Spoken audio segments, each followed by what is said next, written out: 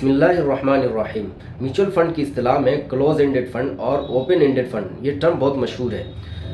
Open ended fund किसे कहते हैं? ओपन एंडेड फ़ंड ये वो फ़ंड है जिसमें इन्वेस्ट करने के लिए कोई ख़ास बैरियर नहीं होता है, कोई ख़ास मुद्दत मुतय्यन नहीं होती है, कोई ख़ास लॉकिंग पीरियड नहीं होता है कि सिर्फ इसी दरमियान हम इसमें सरमायाकारी कर सकते हैं, इन्वेस्ट कर सकते हैं। जबकि क्लोज एंडेड फंड का एक ख़ास वक्त और एक पीरियड मुतय्यन होता है कि सिर्फ इसी दरमियान हम इन्वेस्ट कर सकते हैं, क्योंकि जो ये क्लोज एंडेड फंड है ये सिर्फ एनएफओ के दरमियान ही हम इसमें इन्वेस्ट कर सकते हैं, सरमायाकारी कर सकते हैं।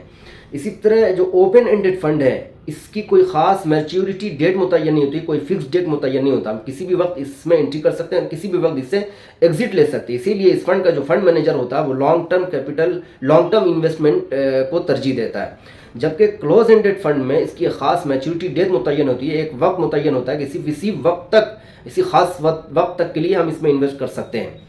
इसी तरह ओपन एंडेड की जो वैल्यू होती है वो नेट एसेट वैल्यू की बुनियाद पर मुतय्यन होती है, डिसाइड होती है। यानी उस दिन का नेट एसेट वैल्यू की जो कीमत होती है उसी बुनियाद पर हम उसमें सरमायाकारी करते हैं। जबकि जो क्लोज एंडेड फंड है उसकी जो वैल्यू है वो बैंक वगैरह से डिसाइड होती है, क्योंकि जो net asset close ended fund जो हैं वो स्टॉक एक्सचेंजेस पर लिस्टेड होते हैं, लिहाजा उसके जो नंबर्स ऑफ यूनिट हैं वो शेयर्स की तरह लिमिटेड हो जाते हैं।